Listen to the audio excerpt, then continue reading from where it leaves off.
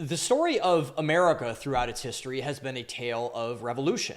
And not just one revolution, the one that we always talk about, I might add. Instead, it is a series of revolutions of both the hard and soft variety that have shaped America in its most profound ways. The counterculture has, in a way, always been mainstream in the United States. It is the cowboys, the rebels, the spacemen, the renegades that have had a special place in our hearts and still do. It's what makes us different and better than the rest of the world. Revolutions, as they always do, have a similar formula, but come in different packaging. For example, the American and French revolutions ran simultaneously towards one another. One ended with the defeat of the greatest empire the world had seen and the birth of the greatest nation the world has ever known. The other ended with thousands of beheadings, complete societal collapse, and the rise of an authoritarian dictator who went on to conquer most of Europe. For all you can say about the French, you can never say they're a quiet people. Post-American Revolution, the same formula for revolution began to unfold as the years went by. In the 1790s, for example, the Whiskey Rebellion, taking place in the then colony of Pennsylvania, raged for 3 years due to taxation and had to be personally put down by President George Washington. In the 1860s, Civil War broke out, resulting in the mass slaughter of Americans by their own citizens. In the 1930s, President Franklin Delano Roosevelt was elected out of a political rejection and resentment that resulted from the Great Depression. In the 1960s, civil rights reached a fever pitch, tipping the scales for predominantly black Americans due to the likes of Bobby Kennedy and Martin Luther King Jr. In 2016, nationalist populism went mainstream with the election of Donald Trump. We could keep going, but we'd be here all day. Many people have pointed to the election of Trump as the biggest revolution not only domestically but globally we've seen this century. And there's merit to this claim, to be sure. The election of Trump, which consequently led to things like Brexit and Javier Milei's election in Argentina, is certainly revolutionary from a stance. But I would argue that a bigger revolutionary force outside of Trump served as a waymaker for Trump. The reality is, no matter how much of a political force Donald Trump was and is, he had to have help. There needed to be people that came to his aid, that made his message palatable, that informed people as to just what Trump was talking about and why. These people, in a way, created an avenue for Trump and his movement to go mainstream. But what's even more interesting is that at the time, not a single one of them wanted him to. On May 8, 2018, then New York Times journalist Barry Weiss released an op-ed entitled "Meet the Renegades of the Intellectual Dark Web." Weiss, who would later be chased out of the Times due to her anti-mainstream media stances among others, was the first to give voice to the birth pangs to what the rest of America was witnessing. Something wasn't right, and we all knew it. The article, published 18 months after the first Trump presidential victory in 2016, took people back on a journey in time with some bizarre and seemingly unrelated characters. Eric Weinstein, for example, was the managing director of Teal Capital. His brother Brett and sister-in-law Heather Hying were evolutionary biologists. Ben Shapiro, the founder of the Daily Wire, and Douglas Murray, the founder of The Spectator, were the only conservatives profiled. Christina Hoff Sommers was an outward feminist, Jordan Peterson was a psychology professor, and Joe Rogan was an MMA commentator and podcaster. Not a single one of them had more than a few things in common. Not a single one of them supported Donald Trump. So then what held Weiss's story together? How could the now infamous article be in any way coherent?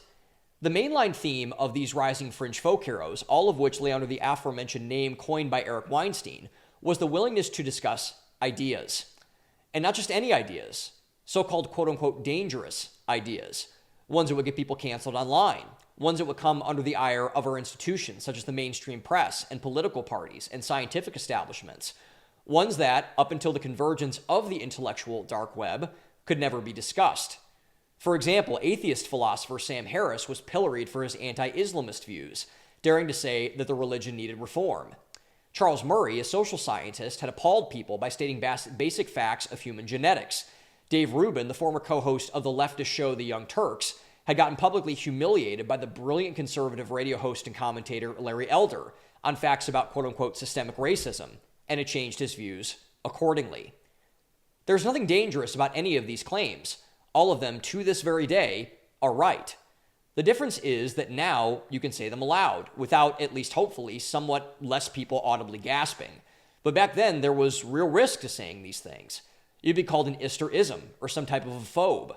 Sam Harris, an outward liberal, was hilariously labored as a quote-unquote bridge to the alt-right. Murray was called a racist, and Rubin a traitor.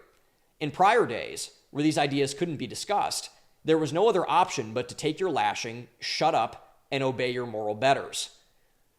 But during the foundational time and formational time period of the rise of the IDW, all of these ideas were centralized and crystallized onto one platform, the only one that would platform them: the Joe Rogan experience. Rogan, who had quietly built the infrastructure of what would later be widely regarded as the most influential media platform in the world, had one quality that our institutions didn't, particularly in media: curiosity. He wanted to know things. He was interested not in being right, but in getting it right. Whatever that it was, he wanted to get to the bottom. Given this, Rogan's platform became the megaphone that amplified the ideas of the IDW. After appearing on Rogan's show, all of their careers began to take off. New institutions were built. New media platforms were launched. A new revolution had officially begun. But like all revolutions, it eventually quieted itself down. The intellectual dark web, once a bastion for free thought and a revolt against mainstream orthodoxy of all types, has all but fallen apart. And this became obvious a while ago, by the way, in the early part of the 2020s, when Eric Weinstein and Joe Rogan lamented its fall on the very show that brought it to bear. If you are a top-performing, high-earning man in a corporate job, I have a free gift for you: the Value Economist Handbook.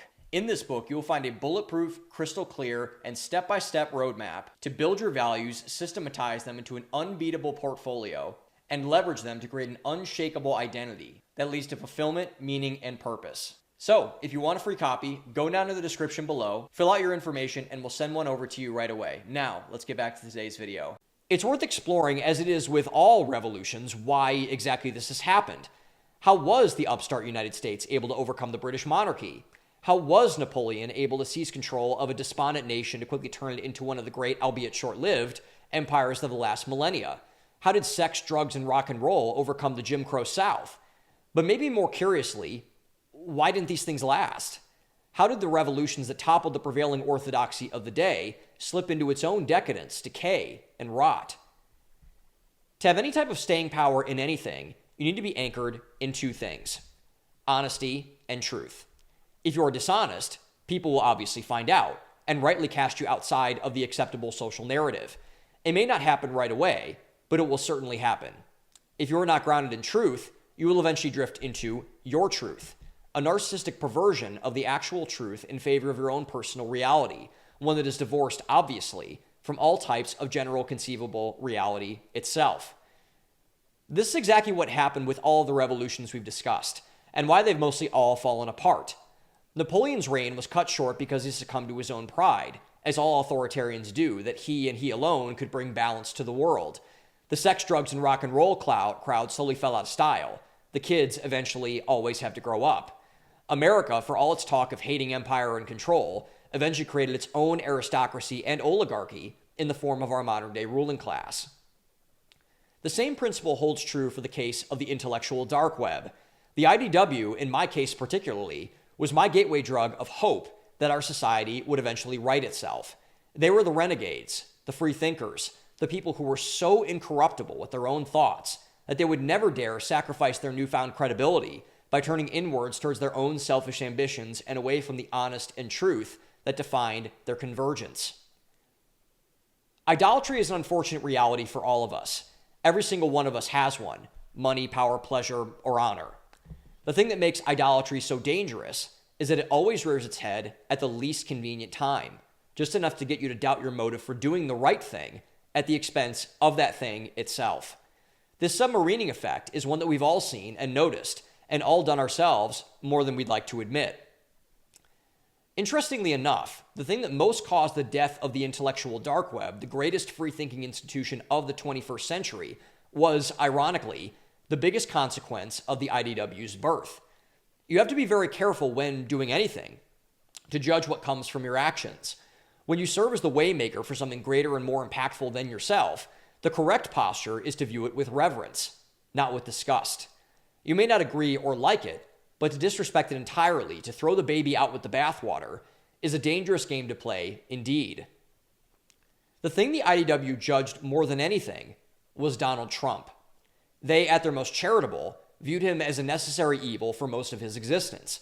They viewed him as a clapback against the institutions they so despised, an allergic reaction that, God willing, would blow over in 4 years.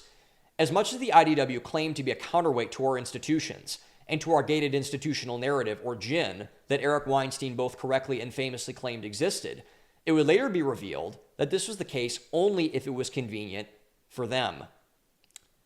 The first crack in the veneer came from Sam Harris, so revolted by everything that Trump did and by his supporters themselves that he soon renegade on everything that he once stated, going as far as to advocate for government censorship on podcasts. Bari Weiss, who later founded the Free Press, became what she always wanted to be, a gatekeeper of propaganda, with herself conveniently in charge. Ben Shapiro, famous for dunking on liberal college students at elite universities with his trademark "facts don't care about your feelings" mantra, couldn't tolerate dissent within his own company. Douglas Murray, who was watching the Trump phenomenon from afar in Europe, wouldn't dare defile his beloved Britain with Trump's movement. He was too good for that.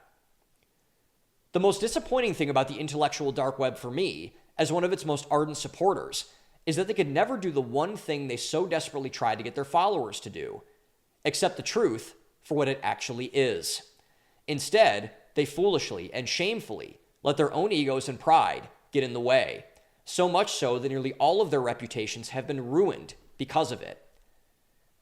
The most painful thing about the IDW, the greatest lever for free speech this century, is that it was never a real thing.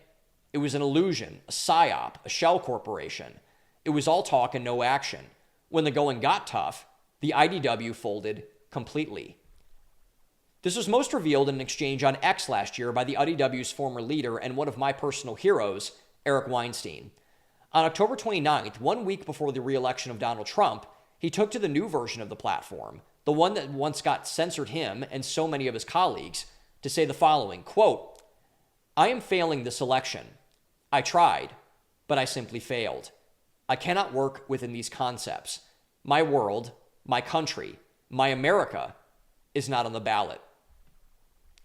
To see Eric Weinstein, one of the 3 smartest people I've ever heard talk in my life, succumb to this level of egotism, hubris, pride, and self-righteousness was incredibly hard for me to stomach. He still doesn't get it. He just can't acknowledge the fruits of his labor, of what everything he was building to was. Donald Trump is not God. He is not a messianic figure, and he's not a perfect person. But he's certainly the person that Weinstein and the IDW needed to get all of their goals accomplished. They just couldn't give him any credit. They couldn't get themselves off of their own thrones. After all this time, their idolatry manifested itself in themselves. And shame on the people like me, who believe so much in the false promise of the IDW, for not noticing this earlier.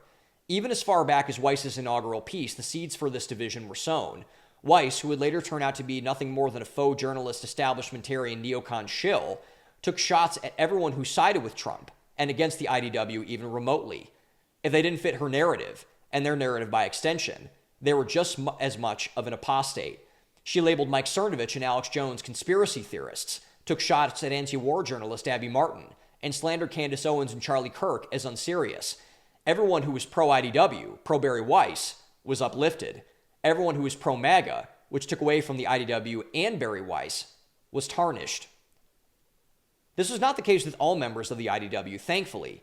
Joe Rogan, by far the most honest broker of any of the IDW's members, eventually endorsed Trump, accepting the truth for what it is. After much pearl clutching and teeth pulling, Jordan Peterson, Ben Shapiro, and Brett Weinstein did as well. The rest of the IDW largely has faded into irrelevance. Their creative avoidance, their wannabe moral high ground, isolating them from the truth they had been pointing to for years. As this became apparent in what was perhaps the most ironic twist of fate in the twilight of the IDW saga, Mike Cernovich responded to Eric Weinstein's elitist post, quote, "Eric, no one loves you more than me, so I'll lay it out. When you came out as a quote-unquote liberal who doesn't understand the left, you were welcomed by many people far more significant than you, including myself. You responded by trying to steer MAGA people to the left, sabotage Kavanaugh. You owe an apology for that, using your platform to promote warmongers. Whether you were ever sincere is a question for others. But this is all nonsense. You're afraid to take a stand because your peers and friends and Sam Harris would not like it. You're not above it all. You're not even heterodox to an appreciable degree. You don't break news. You don't have right-wing podcast guests on. You're timid. You're a moral coward. You found a cozy existence where Joe, Shapiro, etc. will promote you. You want to keep the audience of Trump people without paying a social price. No one will tell you this because then they'll blacklist you from the podcast Circle Jerk. But this is pathetic. Every word you write oozes moral cowardice in a pivotal moment in American history. This is self-important horse shit, best suited for a therapist chair. Harsh words, but true words. The revealing of the intellectual dark web as the hollowed-out husk of our supposed rightly righteous institution is a telling tale for all of us. Be careful when you put on a mask, because if and when it slips off, people are going to ask what you've been covering up. And your answer better be good, or else.